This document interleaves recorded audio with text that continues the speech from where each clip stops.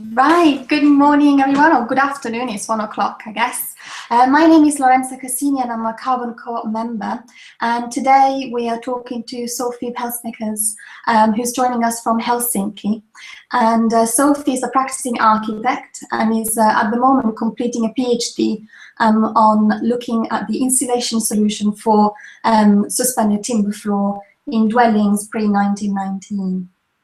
And she is also the author of the Environmental Design Pocketbook, which at the moment is in the 2nd edition, and she has had her own experience of the Green Deal in her own home, and she's written a really interesting blog about it. So we just have an opportunity to chat to her for about an hour or so today and just hear more about her knowledge, her experience, and the work that she does. So Sofie, thank you very much for joining us today. Hi, thanks for having me. Hi. Great. So yes, if you just want to tell us a little bit about your background and the current work and research that you're doing, that would be fantastic. Yeah, sure. You made calling in from Helsinki sound very exotic. The only reason why I'm here is my husband is basically doing research here, and I'm in hiding to try to do my PhD thesis write-up. Yeah. So I'm back in the UK on a regular basis, and particularly again permanently from October. So my background, trained as an architect, and I did an MSc in Advanced Environment and Energy Studies. The last year it was based at UEL before it moved to the Centre for Alternative Technology in Bartlett in Wales. And then I taught there from 2001 to 2007 on the course, and then I moved to the architecture school at East London. I ran an MA program there. I also worked always, until recently, part-time in architect's practice, mostly focusing on sustainable and low-energy housing, and particularly social housing. I ended up with the idea to write my Environmental Design Pocketbook because I always got annoyed when I was teaching in practice that people were asking me the same questions all the time. And I ended up saying, well, for daylight, you got to go to, get this book. For materials, that one's the best. For urban design, you should look at this one. And you needed a pile of books that I had to send people to all the time. And it was both in practice and at university when I was teaching. And I just got annoyed that why has nobody put this together into something more condensed, until I realized, well, I probably can do it. And, so I did. And out of that then came, when I was writing the retrofit chapter, which is quite actually short, is the shortest chapter in the 1st edition, but it's been extended in the new 2nd edition. But when I wrote the retrofit chapter, it was really quite short, but also I realized when I was looking at some of the details for retrofitting floors that there was some huge problems there, and I thought, don't we have better solutions? Surely that can't be quite right. And because I live also in a Victorian terraced house, I had developed this kind of interest, and that's how I ended up leaving teaching to do my PhD at UCL Energy Institute. Right. And I lead a module there as well in low energy housing retrofit. And basically that's kind of my story. And of course, I'll be joining Sheffield University from October, where I'll be teaching on an MSc in Sustainable Architecture Studies. So yeah, so I'm very excited about all that. But I first have to finish my PhD. So my PhD was really looking, as you said, installation of suspended timber ground floors. In particular, what is the heat loss at present? How do we best reduce it? And what are the unintended consequences of that? So yeah, it's what I've been doing for the last few years. That sounds really interesting and incredibly off topic at the moment. Obviously the housing stock that we have to retrofit is so big, which is what, as Carbon Co-op members, we are really trying to kind of get there together and to share knowledge. So a little bit more maybe of what kind of housing you've been able, or houses you've been able to access, or how did you go about, kind of putting your research together, and those kind of information would be really interesting to know a bit more about. For the PhD, you're asking me, or? Yeah. Well, it's actually in a way a not very straightforward question, because what's interesting is that, and then this is something that I feel very passionate about. So what you're saying, there's a real need to retrofit. We've got 27 million existing dwellings. That's not all buildings, because there'll be flats as well, but we've got 27 million existing dwellings, only about another 2 million of other buildings, schools, offices, public buildings and stuff. So we've also, on top of that, got a huge legacy of incredibly old buildings, the oldest housing stock or building stock in Europe. And yet, remarkably, we've hardly got any research on it, and particularly on suspended timber ground floors. So what's exciting is that you sort of realize that, you part of your PhD, it has to be original work, or you're making a contribution, an original contribution to the field and to knowledge, which is great because there's so much you can do in the area. But at the same time, it's also quite frustrating because everything you do is sort of up in the air, or you don't quite, you don't have a certain base level that you can kind of, lift up from. You have to, at every time, you sort of find, oh, there's huge gaps in research, which is nothing at all. And so it is also frustrating because it means you're doing everything from the first time and it takes much longer, but also you can't just for once say, I'm going to use a method or the ideas they have and develop them further. You're kind of really at the forefront of it. And as I said, it's exciting, but I feel at times quite mixed about it because it is, while it's exciting, it is also quite hard because, you can't just test other things and verify with what other people have said happens. There's more work. Actually, it happens to be in Finland, the United States, and Sweden have done more work on suspended timber ground floors because they still build a lot in timber, particularly the ground floor structures. So from that point of view, it's been quite hard. Obviously, industry's got some publications, and then there is work here from VTT, which are effectively almost the equivalent of the BRE. Doing a lot of work on timber, mold growth, and in crawl spaces. And there's some work by Ashray done on it, but a lot of the research that exists is actually dates back to the mid-90s, late 80s, mid-90s, and then there's a huge dearth of just research and papers on it. So it's exciting, but there's very little available. What was that? Oh, I was just wondering, why do you think there is this kind of gap in research? It's quite interesting to kind of, maybe because there was an interest and then we kind of relied too much on, oh, we don't really need to know anything, this kind of things. Left to it, I think? Or? I think it might be for, a hybrid of reasons, but I think one of the main reasons, well, two reasons. One is, when we look at the proportional heat loss in an uninsulated dwelling, let's say it's just a terraced house or even a semi-detached or detached house, most of it will be through the walls and the roof. Then the windows, if they're single glazed, or windows could actually be quite significant. And the floors is only, considered to be 5 to 15% of the total heat loss. So if you've got, of course, a ground floor flat, then, you don't have a roof, it's your neighbors above you. But then obviously the floor is a much greater heat loss. It could be 25, 40% because it's a big surface area you've got. So I think because of that, policy is always focused on, let's reduce the heat loss first through the walls, through the roof. Rightly so, if the heat loss through floors is very small. What I'm finding though, and this is of course just from very limited studies of what you can do in your PhD, is that actually the heat loss through floors is greater than we think it is. So, but by no means as great as actually the heat loss through solid brick walls, for example. So it's still less than we think. It's basically still proportionally less than the other fabric elements. And then the other reason I think is that up until basically the BRE used to be a public body, government funded, and when they would do a bit, I think, well, VTT still has to fight for some funding, but still gets a lot of there's a lot of interest, I think, in other countries where they built with a lot of timber on human health as well, and how to best kind of make sure they're very well insulated buildings, make sure there's fewer unintended consequences, and it hasn't really been priority at all in the UK. That aside from floors not being a priority in the terms of heat loss as well. The BRE then basically was privatized. So from that point, you don't see many people anymore doing the what if, and they look at an interesting question, and trying to find the answers. A lot of it's now being driven by industry and by policy, which again, as I said, because then policy is moving away or really focusing on walls and floor and roofs, not floors. There hasn't been much research at that end.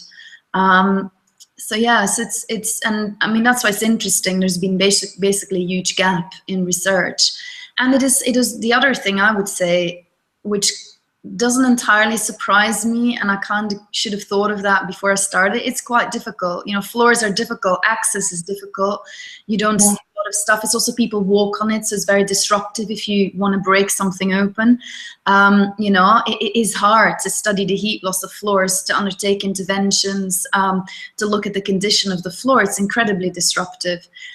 So that's another downside to it as well, that it's hard to do work on floors, much harder, I think, than on other construction elements, because it's so invisible, it's so hard to get access. But of course, I think it's very important, because not only, as I said, am I finding that heat loss models might actually underestimate the actual heat loss. The other thing, and we don't know this, and my PhD hasn't been able to really focus on that, but the other thing that we don't know is, if the floor is very cold surface, what the impact of that is on thermal comfort, and whether people, for example, you know, even though that everything else might be insulated, might actually use more energy to offset, you know, the cold behavior, basically feeling cold at their feet. And we don't quite know yet how. It's very ill-defined. There is some standards in the British standards on this, but it's actually quite ill-defined in reality, the impact of that. So, but it probably has some kind of energy impact as well. And I do think it becomes, as you say, more interesting, because most people in the co-op, I don't know if you find this, who live in, you know, in houses with suspended timber ground floors, which is somewhere like 7 million in the UK alone. You know, they often have a lot of airflow through them. They're cold surfaces. They, you know, they are a real comfort issue. That's why I think often people want to insulate them, because they feel uncomfortable. And that's why I think there is an interest in looking at, you know, kind of how to best do that, how to do this, what's the heat loss, how to reduce, how to affect thermal comfort. I think you're spot on there. It is definitely one of the hardest, especially when, I mean, this is from Carbon Co-op members' conversations, you know, because we have things like Carbon Co-op socials, you know, when people come together, and, you know, it's a way again to kind of network and share experiences. But we also have forums, you know, where people again can kind of like saying whether they're looking to do something, or things that are going wrong, or they're having issues. And one main thing is how difficult it is to do that kind of insulation work as a singular measure. So it seems that it's much easier to, say, for example, look at insulating your floor when you're doing lots of other things, you know, so you're kind of having a huge, a bigger disruption of your home, and then at that moment in time, either you lift the floorboards, or you access a crawling space, or you do it from the cellar, you know, if you have that opportunity. But as a singular measure, so for example, if somebody, like you were saying, feels quite cold, you know, because the drafts come through, to overcome the issue, having to simple things like moving all your furniture out, even just getting a tradesperson in, just to do that very small, you know, in a way, inverted comma measure, seems to be kind of like a really big barrier. So have you found, I mean, how is your PhD research kind of based in liaising with householders of the homes that you've been kind of monitoring, or? No, so a lot of my PhD has been more technical, so more about how do you measure heat loss through floors? Because what you find, you've got the air bricks, you've got the external environments, the perimeter around the house, and what you'll find is that there's much greater heat loss around these areas. And ironically, you know, when people traditionally, we put rugs in the middle of the room, actually for floors, it's much better to put along the perimeter, because that's where your greater heat loss is and where your discomfort comes from often, rather than the middle of the floor. So a lot of it has been really more technical about how do we measure heat loss, what is the heat loss, how does it compare to models, how do we best insulate them, what are different methods. I tested some of them in an actual house, so I saw the, you know, actual disruption, the length of time it takes to do this, and then I measured the improvements before and after. And then the other part that I've done is in about 15 floors across the UK, although most of it is pretty much in the London kind of area. As I said before, some also in Manchester. I've monitored some floor voids. So I've just been trying to monitor the void conditions. So how warm is it? How humid are they? Unfortunately, I don't really have any pre and post, so pre-installation and post-installation samples, because ideally you have a whole year before an intervention happens and a whole year after. But of course, the PhD is meant to last 3 years, including write-up. So, you know, and it's very difficult to find samples where that coincides, that's the case. I have a few with a few months before, a couple of weeks, and then the rest after. But I do have about 7 floors that are uninsulated, void conditions over a longer period, and then about the same insulated. So we can start to get a bit of a better idea if there's any effect on the health of these floors and whether that could be a threat to occupants or the building itself. But a lot more work is needed, particularly longer term monitoring of these, you know, refinement of models, definitely. You know, so there's my research is trying to answer certain questions, but raising many more new ones. So, but yes, I've not been, you know, other than the anecdotal stories of occupants and owners about, yes, I'm so glad it's insulated, or it's very cold, you know, and them giving comments. I'm not, you know, kind of any in-between person of any intervention measure the way you are for the co-op. Mm-hmm. I guess that's really interesting where the dynamic can then develop, you know, once your PhD is finished, and I would imagine you'll probably be publishing in articles or... Yes. I'm in the process. It's the whole thing just takes so long, but I'm actually in the process of quite a few in draft, and also to industry getting kind of guidance out. So, and as one of the reasons why, you know, why I also want to continue working in this area, because there's a lot more work that can be done, but also we need to actually really get the information out there, and we need to continue doing more work because there's no clear-cut answers on things. You know, I had a Skype meeting with, you know, the technical people from DEC last week, and it's, you know, because they're very interested from a policy point of view, you know, like currently you can get funding for insulating floors as one of the eligible measures under ECO if it's combined with different measures as well. And, you know, it's the whole issue of should we be recommending it, or are we actually going to do damage to structure? So they're very concerned about things like that. And unfortunately, you know, we should have done this research 10 years ago to now get a much clearer answer, because things like mold growth and timber rot, they don't just happen overnight unless there's a mega flood or something underneath the ground, you know, on the ground, or like water coming in from broken rainwater goods or something. You know, if it is just from insulation, it's a much slower process and something that develops over several years in time. And it takes time to investigate these things, you know, and you need a larger sample. So yeah, it's a bit frustrating from that point of view. There's no easy answers on any of it, but then in a way it's also good, you know, we should not jump to conclusions at the same time about the things that, yeah, we do know or we think. And in terms of the kind of installation solution that you've been looking at for the research, is it kind of been one type of insulation, or have you looked at different kind of products out there and how they can differently perform? Is that kind of part of it? Or? Yeah. So the only things that I measured, so there were only really 3 that I looked at, and that was to do with the agreement with the homeowner, who I had access to this person's house, and I otherwise couldn't have conducted the work. And so this installation had stayed in place. So I measured last winter the heat loss through the uninsulated floor at a high resolution. So this means like a whole, like a 16, it's a very small house. It's only about 56 square meters over 2 floors. But we insulated the floor on half of the ground floor on one room, the main living room. And we measured on 26 points. I measured the heat loss. And then I also measured it with a carpet and underlay to see what the effect of that was. Then it was filled, the whole void, with beads, and the air bricks were closed. And then the final intervention was just 100 mil insulation between the joists, and that was wood fiber.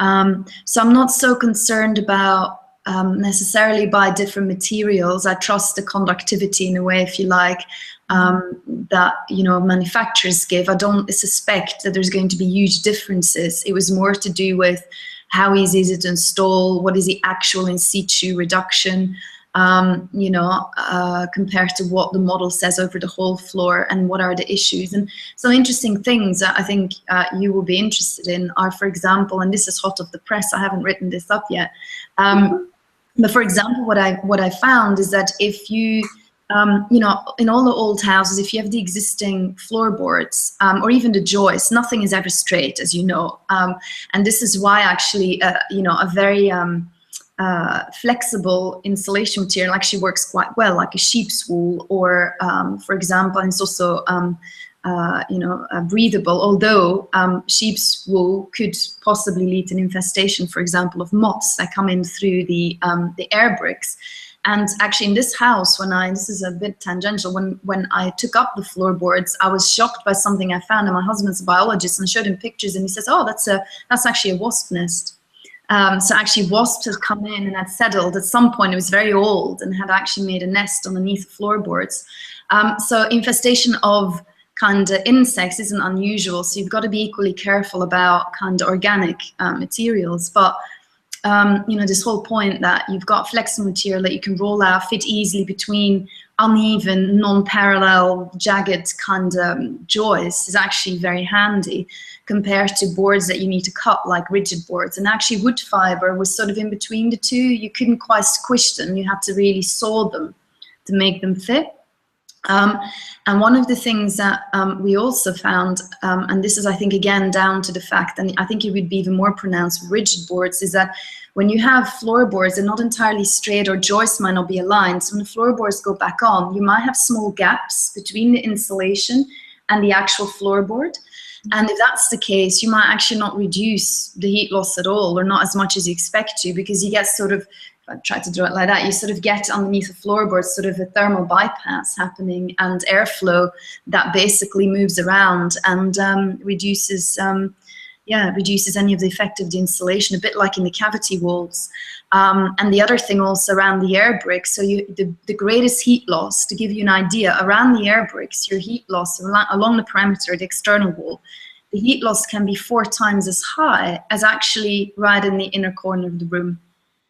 And anybody probably living in this probably knows this intuitively, right? That it feels much greater. And that's not even taking into account the infiltration heat losses through the floor that obviously near the air bricks will be greater. And that, of course, but that does mean that if you put a carpet there or a rug, that will have a proportionate greater impact than in the back of the room. And it also means that because of the air bricks, installation quality is very important along these areas. So, you know, because that's where the greatest heat loss is. So in the case of the house I studied, the air bricks were actually between the joists, which meant that we had to chamfer the insulation to still get airflow underneath it. So we had to sort of angle it a bit like that. Because if you got, so I'm going to try to do it like, these are my hands are the joists. You've got an air brick sitting here in between the joists. And so obviously we had to sort of stop the insulation short. And as a result of that, your heat loss reduction, despite it being insulated, isn't as great as it could be, because you have this problem with the airflow that you have to retain. And those are very interesting kind of installation quality issues, I think, are very important, that we should really look out for. So it's about making sure that the insulation fits really well against the joists and the floorboards, to make sure there's no air gaps where air can move and then actually create a bypass and undo effectively the effect of the insulation. So yes, it's about a good fit basically everywhere. I think that's really interesting, because in a way, for householders or carbon cop householders, when we look at research like yourselves, you know, which sounds kind of like such a key thing now to be shown and shared, and obviously then, you know, take on and developed even more. But what would be your view in terms of this then gap, you know, because obviously when you're saying workmanship and care of quality of installation, it's so key. And again, it is an issue that is kind of found across many of the members and other people out there, you know, that are trying to improve their homes, where for a householder who's not trained, you know, is not technically trained in that way, and many of these kind of measures will probably then be done simply between the householder and a tradesperson, you know, installer or a fitter. It's kind of like the difficulties, you know, in understanding or knowing what it is, that kind of quality that somebody needs to look out for, to know that you go to the extent of money, time, and effort to have something like your suspended floor insulated. But then if it's not done well, like you said, then you're kind of reducing all the benefits, that you're meant to. Yeah. And I was just wondering what what your thought on that could be, because that's, for a householder, it's such a huge obstacle, to overcome. Well, this is, I mean, what I would say, this is why it's important that you and me talk, and people like you and me talk, as in, that we have that transfer of their very initial findings. And of course, I want to do further work to see exactly what goes on, how close you need to be, how big can the gap be, how careful do you need to be. But currently, I think that makes sense, what I'm saying, that installation quality is very important. And that's where you and I need to communicate, whereby, and with other groups as well. And that's the strength of being in a co-op, because you have the power to pass this around your members, to make sure everybody's aware of it. And that includes also the tradespeople and the owners, so it can get passed around. But I think at present there is too little sharing between people in academia and do research, and then actually on the ground industry and householders. So I know I really need to not only publish work academically, but also for industry and blog as well about these things, because that's the only way how we're going to make a change. But I also hope that this is a start of a dialogue between us, whereby we can share some of these experiences. And also for us as researchers and people in academia, it's very important that we hear from you as a co-op, and also the people, the householders who are undertaking some of these interventions, because otherwise the work we do is purely academic. We can come up with a great solution how to insulate floors, which from a householder's point of view is way too disruptive or too costly. Or, for example, the installer might say that's insane, that would take us 5 days to do, or too long, we can't do that in these conditions. So it's about, I think, us working much closer together, more multidisciplinary, rather than us just doing our work and then you guys sort of implementing it without getting that feedback from us, who are doing some of the other work. And I think we can do much better work and achieve a lot more. So I'm hoping that this is a start of a dialogue, and that we can find ways of communicating this to the kind of wider world. But I have a duty to kind of put things, and this is why we at UCL also communicate closely with government departments. And they're very interested as well, because they want to know what is the latest thinking, even though we always have to be very cautious about our findings, because, as I said, it's based on a case study or just 1 or 2 case studies. So we could look at another 5 and find the opposite results. It's always a little bit tricky. That's why academics are always a bit careful saying what their findings are. But and we have to be. But I think we have to be much better at communicating this. Yeah. I think that kind of closing the loop, or that feedback loop, is so important. And I mean, within the Carbon Co-op, something that we're quite very proactive about is actually that within the members, there is already kind of people that in their own daily job or life, they kind of fulfill those roles as well. So they can wear their hat, whether they're architects or academics or any other background. So I think that really helps. But I think something that you touched on is really interesting. So this idea of sharing the knowledge and the research findings. But one thing that we're finding as Carbon Co-op and the kind of events or projects that we run is this idea of making kind of this knowledge accessible, but at the same time not oversimplifying it. So are you finding that obviously your PhD writing has to be academic kind of terminology level and vocabulary, but then your blog, for example, is incredibly interesting because it seems to kind of already break down those barriers in terms of terminology used and all those kind of things. So you seem to cover a really interesting role between the two. Well, I think it's essential that and I guess this is also what my book was about. It's about saying, look, a lot of these things look complicated, but actually a lot of the time there's you don't need to know everything about something. You just need to know certain things and you'll be fine. And I think it is about making things accessible for myself, so I understand things, but also then how you communicate it to others as well. And I think I think that's really the key. I mean, also, this is not even just for householders and installers to make it accessible, but also as architects in practice, as you know yourself, we don't have time. I mean, nobody's going to have time to read, I don't know how many pages my thesis is going to be, I haven't counted them yet, but to basically read a book, you know, to read 200 pages on floors, nobody's going to have the time. So what are the key messages? It's really important that we do transfer them so that other people can know what the key messages are and use them. And I think that's also why it's important that we have that relationship with industry as academics. And I mean, this is why I'm very interested in keeping a foothold in both worlds, because otherwise all we do is just academic work that isn't actually needed or necessarily very meaningful in the real world. And so for me, that's a whole kind of loop of my own research. Like for me, what's meaningful work is not only what I find interesting, but what I find interesting is what is needed in industry and what is a question for householders and for installers and for architects, and to kind of be part of that kind of solution in a way, you know, that information or lack of information and research. That's what's meaningful to me. And I think, you know, I think it's been recently flagged up actually by several people also at SIPSI that we don't do enough of it. We're not good enough at, I think both industries also not good enough to say, guys, how do we do this? And investing, for example, in research, but equally researchers haven't been very good at showing the value they can give to industry to say, this is how we should be doing things, and that's why, because we've studied it. You know, we tend to sort of keep ourselves quite separate, and I think that's really bad.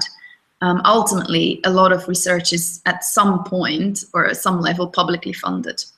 So I feel like I have an ethical duty to share this with policymakers and with the public.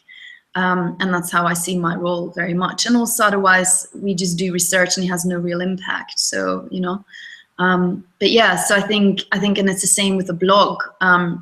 Ultimately we got an eco grant, quite significant.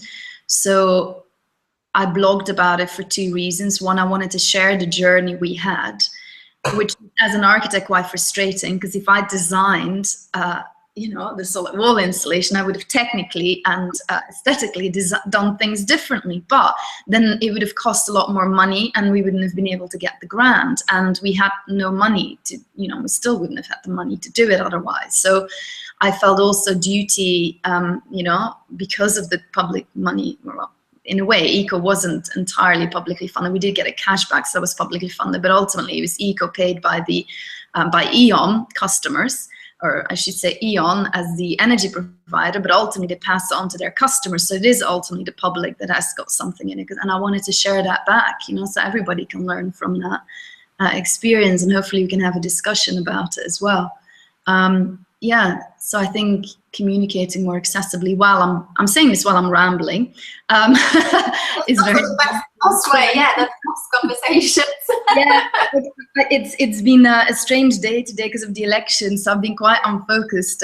You know, I've been working flat out, and I was actually working till 1 a.m. last night trying to look at floor voids. But and then this morning the election, I've been up since 7, and it's been strange. So sorry, I'm rambling, but yeah. Oh, no, that is incredibly, yeah, it's the best way, I think, you know, to also discover other elements that maybe is not in my head to ask as well. So I guess, you know, talking about the elections as well, I think we're all a little bit on the shell shock, and in terms of just what's going to happen in the next 5 years. Obviously, Green Deal, you know, has been something that has kind of been very slow, you know, in taking up or be proven to be successful, or for people to be able to access it and actually deliver, you know, the changes to their homes.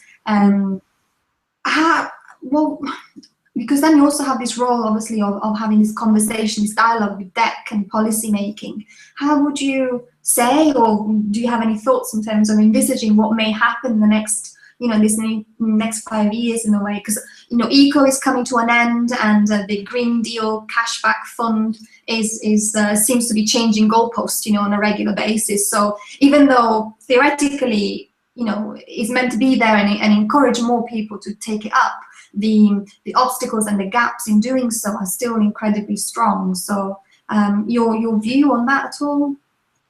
Yeah, I'm incredibly optimistic, unfortunately. I'm saying this smiling, but yeah, I mean, David Cameron has said he's very supportive of the Climate Change Act. They didn't make many promises, though, towards ending fuel poverty in their manifesto.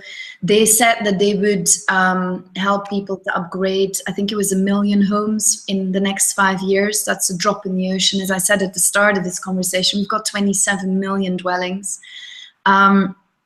You know, if you just even, you know, a blog that I did a little while ago was mentioning, you know, that we actually need to upgrade somewhere like every minute of every day for full 24 hours, a home, a dwelling, by 2050. That's something like 700,000 homes a year. We need to do about 3.5 million homes to be on target for a carbon kind of reduction and to cut fuel poverty back. And we don't have their aspiration to back that up.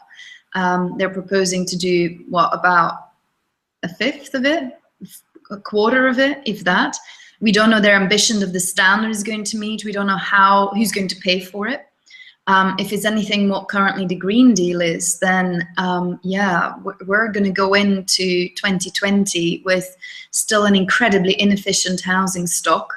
And of course, there's huge uncertainty as well, because you know, with now basically majority conservative government, there will be changes, no doubt, as who's leading which department, and also then with the civil servants. Now, every time I've met with people at DEC, I've been very impressed at how well, how much they care and how well they know what it is they're doing. But of course, their hands are tied from above. They could go and recommend to politicians what needs to happen, and it can get ignored.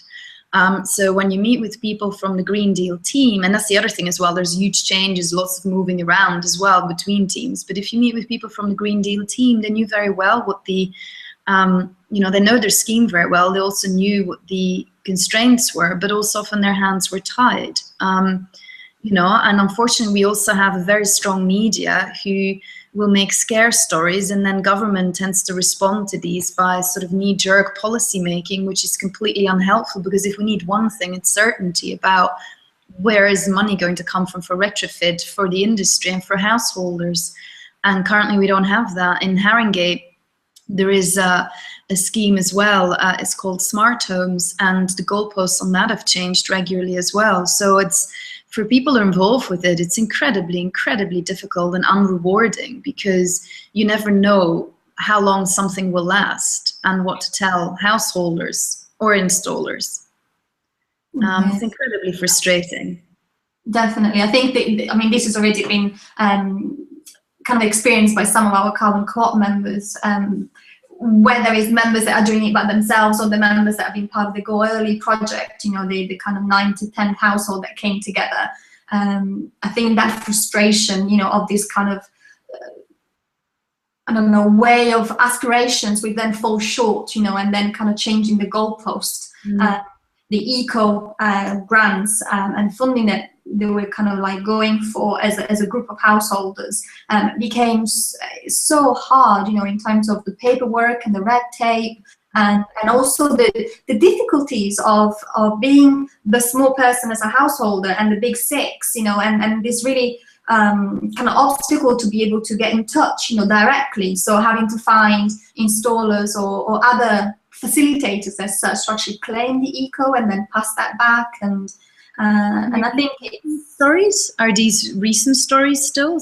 Because I have very similar experience, but we did the Green Deal just as it started. So it started in January 2013, and we got our assessment done in March 2013. So I thought that a lot of that would be teething problems and things would ease up. But I think also the part of the problem is if you continuously change the goalposts and the rules of the game, then people pull out, but also people always have to readjust and get used to it again and check the rules again. So people never quite get used to it, and it never becomes or is a smooth process, and nobody ever has any proper clarity because, oh yeah, that only changed last week. So yeah, I have a very similar experience as well with the Green Deal, and I would consider myself very motivated. So if it wasn't for me being very motivated and persevering and being more empowered about perhaps the path I was taking, you know, then we probably would never have gone ahead. And I do need to say that the difference, I'm in Helsinki now. I arrived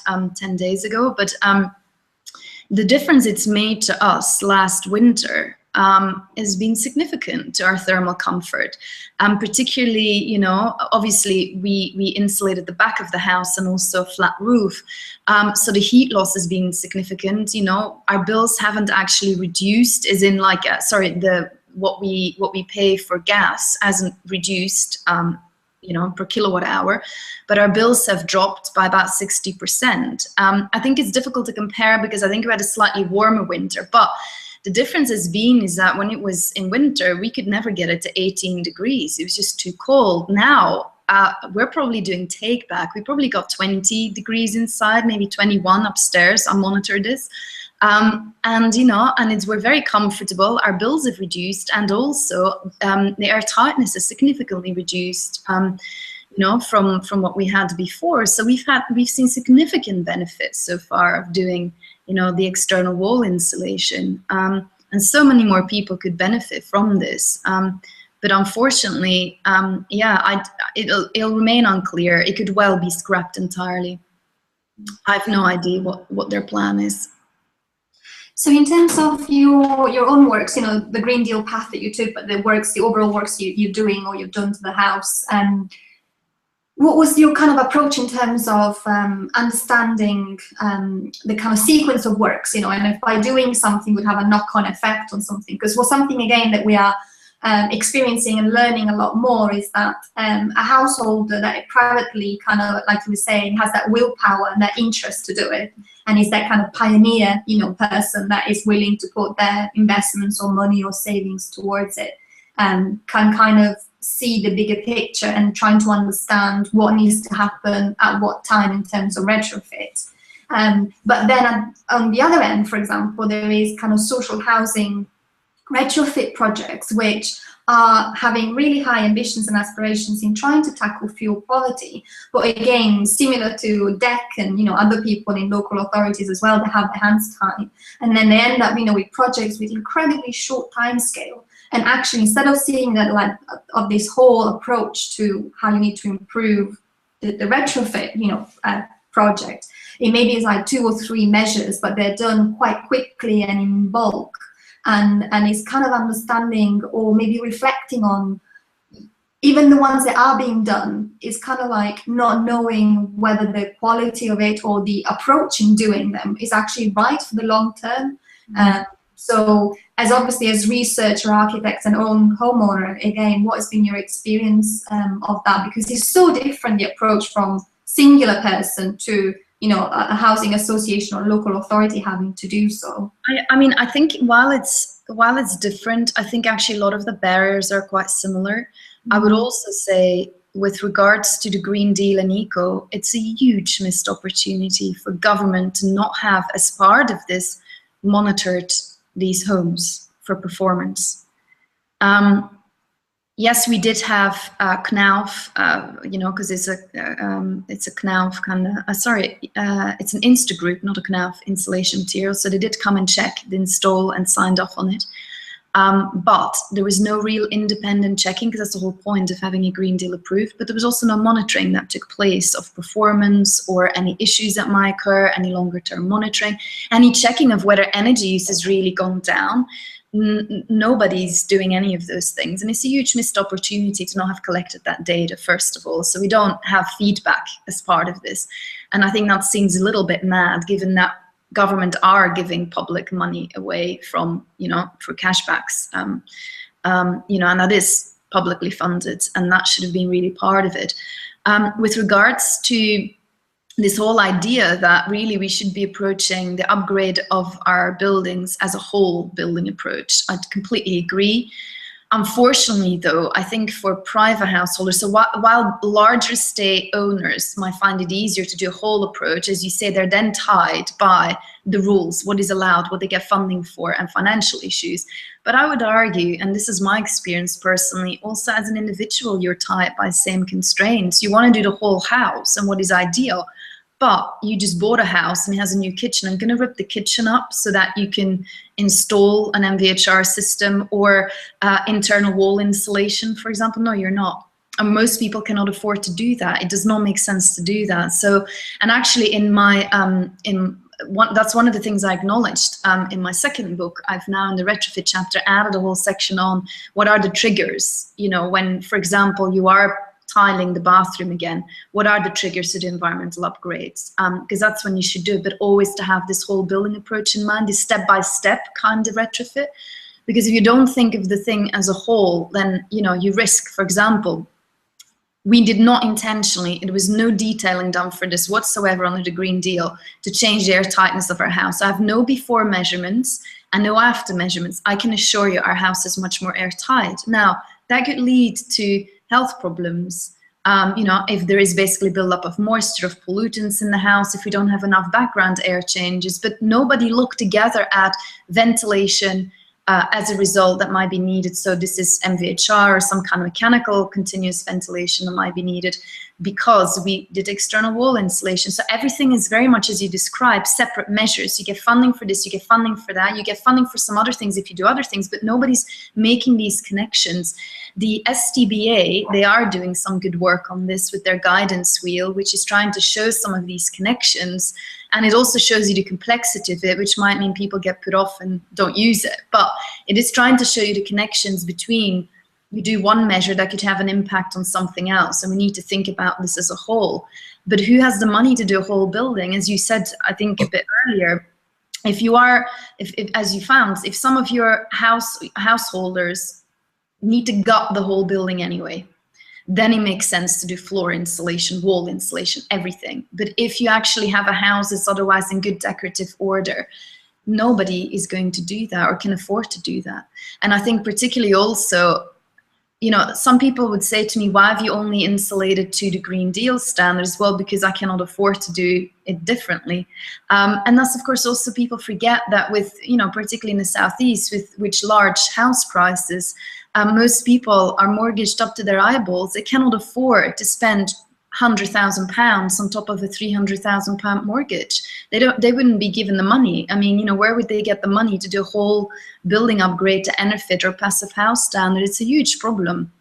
It's a huge problem. And, you know, and there's very little government help for, I mean, there's no government or public funding at all for any whole building retrofit. It's all for single measures. Mm. I mean, it's kind of wondering what needs to be the trigger for maybe the government at a high level to understand that this kind of approach is actually misguided in a way. So, for example, again, for the Go Early project that we've been able to run through Carbon Co-op, which has been this pot of money through DEC or from DEC by the local authority, which has then been given out as 0% interest loans to householders that were willing, obviously, to be part of the project as being pioneers, as that being a much more successful way, mostly because I think, or we feel that people can feel more in control. So it's a 0% loan that they understand exactly what they're getting themselves into, that they know exactly how long it could take to repay. And should they need to repay sooner, it could be done via different ways, compared to all the red tape and the difficulties in doing the individual measurements, you know, that you were talking about, and also getting quite varying amount of money towards each measure. Is really difficult to try and understand what you get exactly for what. And it seems really odd, you know, and also very frustrating that government doesn't seem to put two and two together. And it kind of goes also to something else that we always discuss, that is about values. And how can we, obviously Carbon Co-op is what we feel could be one way, but, you know, it's trying to understand how can we help people to make that shift in value, you know. So if someone is redoing their kitchen, you know, instead of just being something that is only aesthetic, which is really interesting that obviously the Environmental Design Pocketbook does that, you know, is what the triggers.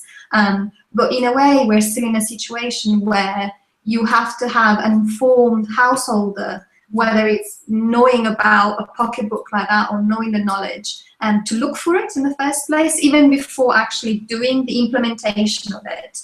I think just one key thing for me myself, but I know from conversation in the Carbon Co-op, is how do we get government to understand this trigger needs to be different? Now, I think that actually the civil servants understand. I think DEC knows. They understand. The problem is when politicians decided that the Green Deal eco is going to be a market-driven mechanism, which means that it's left to the market with as little government interference as possible, and as apart from all the bureaucracy they decide on. And then we're left over to lobbying by different groups. But also it means, for example, if government decided that actually fuel poverty, CO2 emissions and energy security, because it comes back to that as well, is actually one of their priorities, they could do like Germany did with the KfW bank. They can just say, right, you get very low or zero interest loans, the way that some of your members have benefited from. You go for a massive marketing campaign on TV, national newspapers. There's a little bit of that on the Green Deal, but the Green Deal isn't necessarily a good deal financially. So people immediately look at it and go, oh my God, there's no way I'm going to borrow £10,000 for 7%. And it's very complicated, as you said. While if they were to advertise and have this big scheme that the whole nation is moving forward to, let's be warmer, let's be more comfortable, let's be more healthy, let's reduce our reliance on fossil fuels, here are loans to make your house a better place, I think a lot of people would take that up, and immediately you educate, you go into the households of everybody and you educate people about, oh, look, I can actually get an interest-free loan that would allow me to do some insulation measures and upgrade my house. A lot of the time make them look better as well, and they'll be warmer. And then, for example, the other thing you'll get supermarkets involved, B&Q, other kind of DIY stores will take this up, will put tradesmen forward, will train people so that everybody will want a stake of it. But currently we don't have that. We don't have any such vision. So it can be done, and it can be hugely successful for everybody involved, including job creation and the economy. But we just don't have the vision. We just, it hasn't been a priority. And I feel very disillusioned about it all, because for any of us who are involved in this and who live in old houses, it's a no-brainer. And energy, is on track to be more and more expensive every year. Yes, I know there's now an oil drop and stuff, and it has a slight impact on energy prices, but still, in the long-term trajectory, this is just a short-term blip. And then we're not even talking, was it this week or last week, they announced that we've just hit 400 parts per million of CO2. We crossed our barrier, one of our main 450 is seen as a maximum, but we've crossed 400, And what are we doing? Business as usual. It's very depressing. And in a way, it's an opportunity that we're not taking. And it's a shame. It's a real shame. And I think it's great having schemes, pilot schemes, the way you describe, of the 0% kind of loan. I think, again, I would love to know who's monitoring the success of this so that it can get learned from and rolled out across different kind of areas and more people can benefit from it. But a lot of the time with these little schemes is, oh, we have a bit of leftover money, let's get people bid for it, and they give it away. And then nothing happens with that. Like, people don't come back and feed back, and then we don't roll it out across the larger scheme. Not unlike Retrofit for the Future scheme as well. That was to test different options and different kind of solutions. And then there was massive cuts when government came in, and we're not really learning much from that. And so we just never have that feedback. A lot of it, there's a lot of it seems to be coming back to the feedback loop, of how we communicate, how we kind of, all, decide on the same kind of vision, and how we all take our responsibility, and all that feedback loop as well about how do things really perform, what do we learn from it, etc. But I just don't see, if the ambition is 200,000 homes every year and 1 million upgraded buildings in the next 5 years, so basically the Conservatives' current new term, then I don't know, this is very unambitious and really quite worrying, because we have millions of homes that are cold, uncomfortable, damp, and actually are a threat to people's health and lives. And government is doing nothing about it. And that's really quite, I don't know why when we stop valuing, our health and, and other people's health effectively. It's a very dire situation to be in, and I don't know why we don't value it more. Yeah, Yeah. I think it's the frustration as well. It's kind of this perpetuating feel that those who are engaging with it and wanting to learn from doing, similar to yourselves and many of the Carbon Co-op members, we're still branded as pioneers, and I think many of us would want to go beyond that. It's like, right, I don't hold a badge of honor just because I'm a pioneer. I'd rather become mainstream. I think that's there is a lot of frustration about that, and is this kind of power struggle between the industries and maybe government as well, and this unwillingness to embrace, as you say, the idea of health for everyone, and also it's kind of really frustrating this kind of keep on kind of talk, even different parties, about freezing, gas bills and utility bills, and not understanding, as you say, completely right, that we can't do this. It's not like it's infinite. At one point we're going to have to cap in understand of energy. So I think from a Carbon Co-op point of view, we're definitely learning, from all of these projects, and the Go Early has been a really key project that we've undertaken, and we are already doing dissemination of it, and there is a lot of partnership between Carbon Co-op and URBED, and actually understanding the process, how it went, actually trying to bridge, this idea of research, academics, professionals of the industries, and the householders, so the kind of more qualitative aspect of somebody having to be in a home and having all that work done, and then the aftermath in a positive way, hopefully. So this conversation that you mentioned hopefully will develop. So I guess it's maybe creating a bigger network of as many of us doing this kind of work and sharing with others to try and shift the values, perhaps, where it's not seen as something that only a small little clique group are doing, but actually it's for the benefit of more people, perhaps. I think that would be the goal. I think, though, it's very difficult to do that when there's so many small local groups and we don't have a vision from national government leading it and setting that as an example or as a vision and putting all their power behind it. If it's not a priority for government, if climate change, energy, environment is not a priority, then it's very, very difficult for local groups to really make a change. One, because they often, their voice is too small, their group is too small, but also they don't often have the money to undertake projects, because then money runs out. I don't know how many 0% loans people could take out, but when that runs out, it immediately limits people who might want to do it but then cannot afford it because they're back to interest-paying loans, for example. So it limits the work that we, and I don't mean to kind of dampen and make the day sound worse, but I think it really is very difficult in the current climate. I think it's very difficult. So in terms of then your work of what happens next, you mentioned to me earlier that you'll be teaching at Sheffield University and teaching a master's. Where do you see yourself moving on to after the completion of the PhD?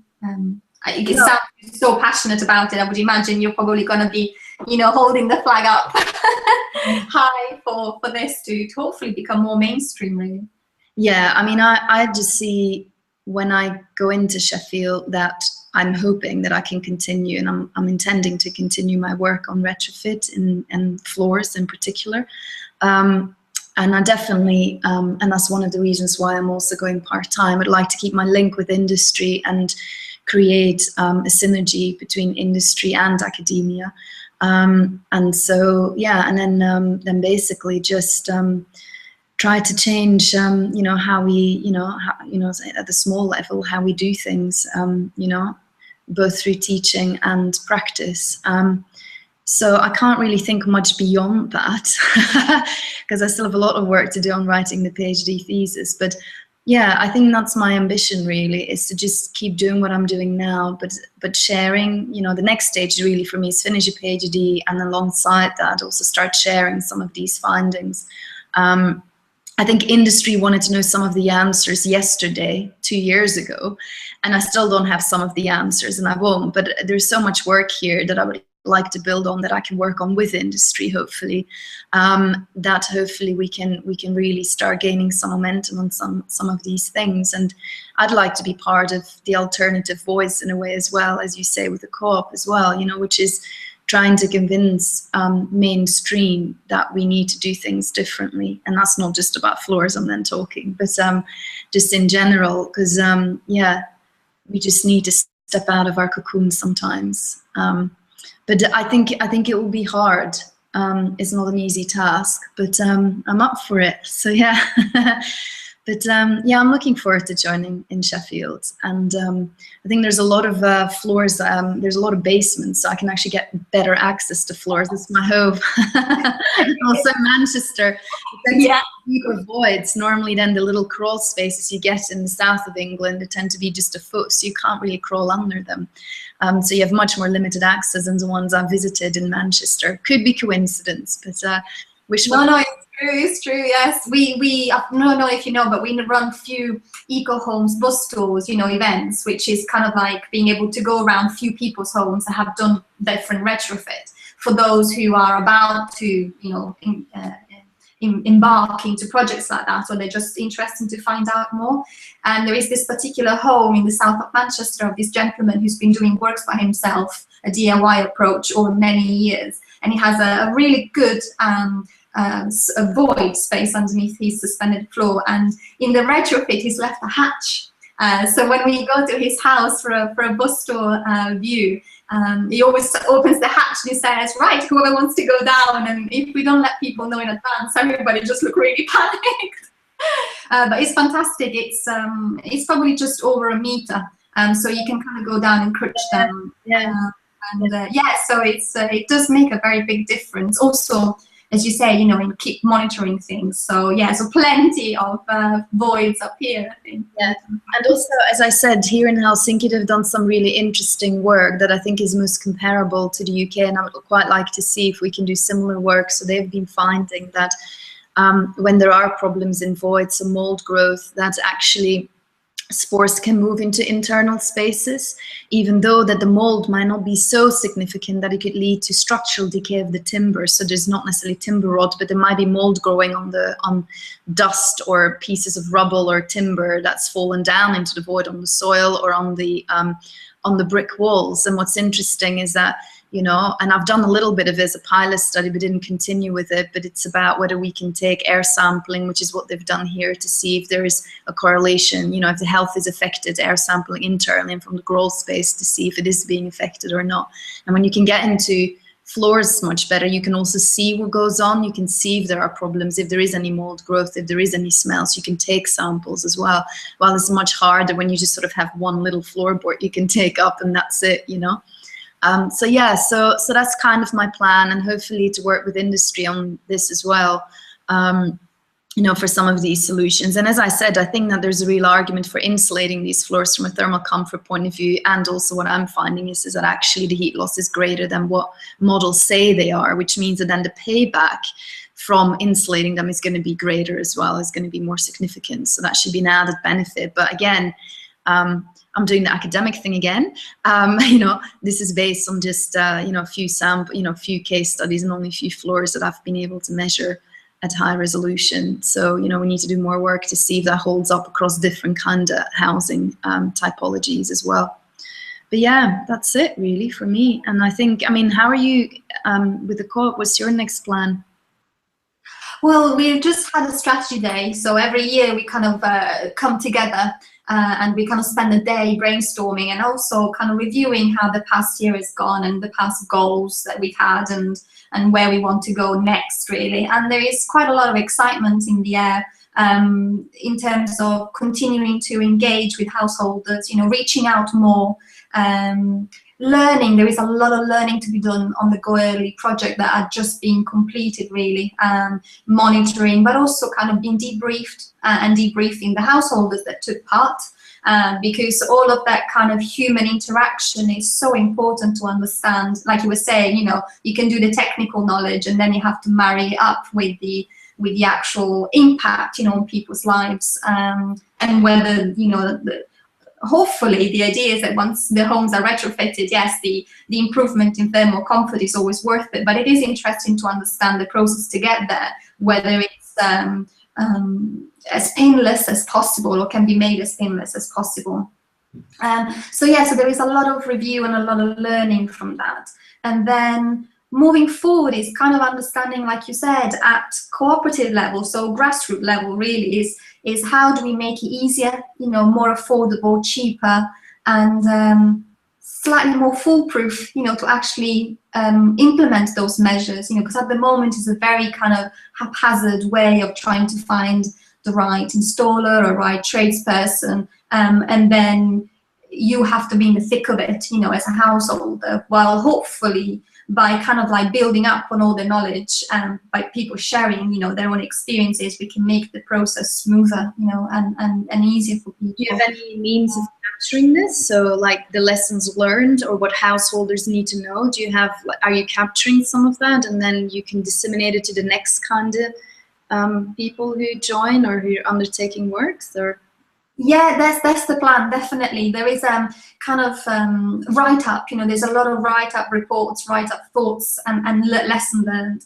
A lot of it is kind of like work done by people just giving up their time, this is what happens with grassroots movements. But we are quite good and committed in looking for, even if there's small funding pots, to enable us to obviously then deliver this work in a as professional way as possible, whether it's kind of a booklet or part of our website, or there is lots of different dissemination methods, and we have established a good kind of dynamic and collaboration with people like yourselves, in the academic and industry and professional world as well. So we're trying to keep the conversation as open and as many ways as possible. And the idea is that we build on it, and we have a repository for all of this, so that new members can then learn from it, and others outside it as well, can do so.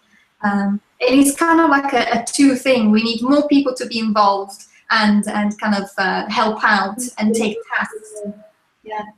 Yeah, to be able to going. I'm moving up north soon. Yes, exactly. Yes, we'll get you over the Pennines. So yeah, yeah. So there is definitely a lot of commitment, and we have the AGM coming up in a few weeks as well. It's on the 21st of May that we hold in Manchester. So hopefully there'll be new people as well as the existing members, that are going to help us and help each other. Yeah, it's definitely the ambition is certainly to create a body of knowledge, that is shared among people from all fields, not just householders as well, as researchers and everybody else. So yes, so watch this space. But it's been really interesting. We've kind of come up to the hour, and I know that you're writing up your PhD, so I really don't want to take too much time. But I think what would be wonderful, maybe if, as I said, you'll be coming up to Sheffield as well, but maybe catch up in the future, maybe have another of these webinars, in a year time or so, and keep the conversation going. Yeah, absolutely. Okay, thank you.